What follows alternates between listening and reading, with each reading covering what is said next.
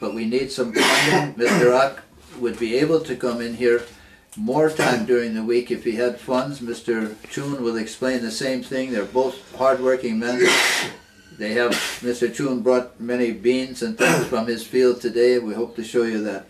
But they are not wealthy men.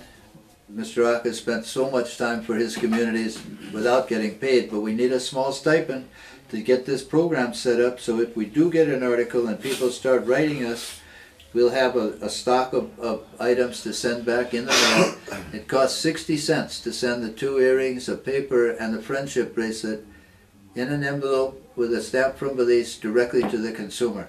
So Mr. Rock, I know you have this meeting coming up. I'm wondering if you would be able to tell us, I think you've stated everything pretty well. I don't know if you have anything else you'd like to mention to this gentleman? Actually, Mr. Jet, I think it's an opportunity for us now. If it would go, it's good for the association, or for me also, as you mentioned, that there is a lot of time it's spent on my own, and which I'm not getting paid for. It's true what you said, no? I have a family to mine. I have students in go to high school, university, and it's a pressure for me. So I would want to see a fruitful projects to come through, that which I could, benefit from it also, and my community in a whole, so that and I'm available for information at any time. And as I said, couple more weeks, by the beginning of January, we're supposed to get our email address to the village council, and also a personal email address for myself. I will be doing that in the next 2 weeks or so. So by starting January 1st, we will be having an email address for the DAVCO, yes, and on my personal email. I also understand, I believe you told me earlier, that you've already received a letter from the Peace Corps offering volunteer assistance if your committee would accept them. Yes, we already sent in the application. As I said, that I have support from the president from the National Association, and he is helping me a lot, and they are the ones that have me on the stage. Mr. Dawson is the national president for the village council, and as I said earlier, I am on the national board also. I'm the treasurer for the National Association for Village Council. So I'll be traveling to Toledo at least twice a month to see the affairs of the national. So automatically I'm responsible for Toledo and also for the national. So it's a wider picture, and I believe that people of Toledo, the Village Council of Toledo, will have good use. They have an opportunity right now. I sit on the national level and also on the district level, and I believe that it's an opportunity for Toledo. I believe during my time, we will move a step forward. And I want to see to it that more than appreciate if they could fund us, find a little funding, because the association is a non-profitable organization. It has no budget. It has no budget. So that's why I'm seeking for budget. I'm seeking for financial assistance. Any way possible could help me. Let me go and take one more minute of your time right now, just to be sure that everyone understands.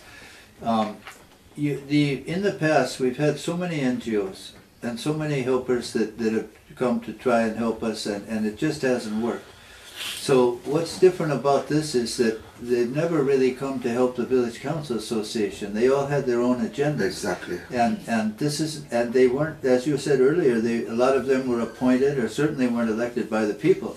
So this is really different if we can get support for this association, isn't it? It's never happened before that we know of. What I'm saying, Mr. Chet, it is the first time that this will happen.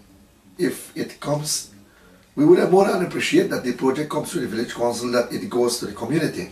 Because whenever a funding agency or whatever agency come in, they goes to talk to individual people that are not elected.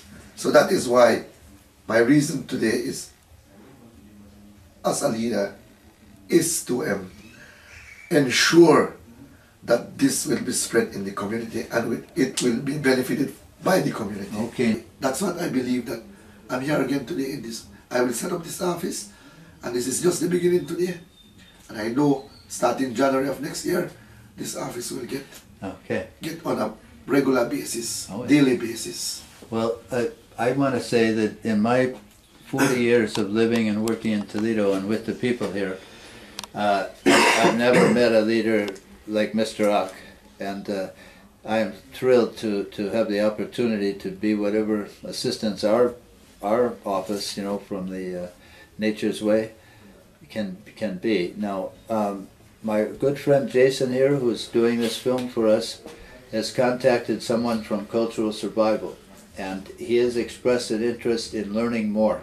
And so Jason has adjusted his vacation. He was here out doing business and a bit of a trip to wait to meet Mr. Ock, who was getting sworn in Bemopan yesterday.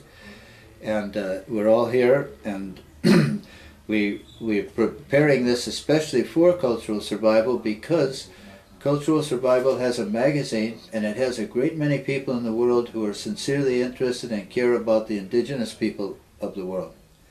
And we think that with you having this powerful position here that is much stronger than any of the local NGOs or funders, there's no other organization in Toledo that has the power or the respect of the people like this village council does. And Mr. Ock explained why. These are volunteer positions that are very difficult, take a lot of time, and they are elected by the people. They elect those people that in their community they believe in. So it's just wonderful that Mr. Ock is in charge, and it's also wonderful that, as he said, that he sees tourism as a very real way that we can start now to get things going in Toledo. Now, where does Cultural Survival come in? Well, our people here in Toledo, the Maya people mostly, make a great many arts and crafts. And these arts and crafts are of a wide variety of baskets and embroidery and jewelry. And we've taken it down to two items, and they are earrings, rainforest earrings that are made from jippa-jappa basket, that's a palm-like, and then the red terracotta earth. They're fired with corn husks, and they're black and gray and red earth, balls of terracotta rainforest earth, and the earring. Now we put two of those earrings in an envelope with a friendship bracelet. Those are hand-embroidered bracelets, and they go with the two earrings, and they have a piece of paper showing the producer and telling about her and the family how the item is made, and it goes to people that want to support Mr. Ock and this project, the people of Toledo. What happens to the money? $1 goes to Social Security to put the women producers on the Belize Social Security rolls, which they aren't now, so that they can receive benefits later when they need it. Another $1 goes to a small revolving loan fund where they can make loans on their own organization for small micro enterprise. Another fund goes for health, because we have a very nice hospital and we get a good diagnosis, but many times the medicine isn't in the hospital. You have to go to the pharmacy. People here can't afford it, so $1 goes into their health fund, and they get more for their product than they're getting here in the street selling to the few tourists we have. A few dollars after that goes towards shipping and handling, and then there's something left for the further promotion of the park Mr. Ock was referring to. Over the years, the people have learned what doesn't work. It sounds kind of strange, but all of these programs failed, but in the process the people know what doesn't work, and slowly they put together their own plan.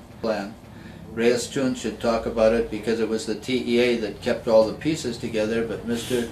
Ock supported it over the years with other organizations that inputted information to help build the plan that he's talking about, that is a plan that was born here in Toledo by the people.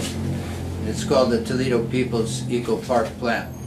Now, what we're hoping is that Mr. Reyes Chun will talk more about the TEA, and then we're hoping that that Cultural Survival will be interested enough to perhaps send someone to interview Mr. Ock in more detail and get all their facts, photograph the earrings and the bracelets we have, and see what a great opportunity this is to really help indigenous people.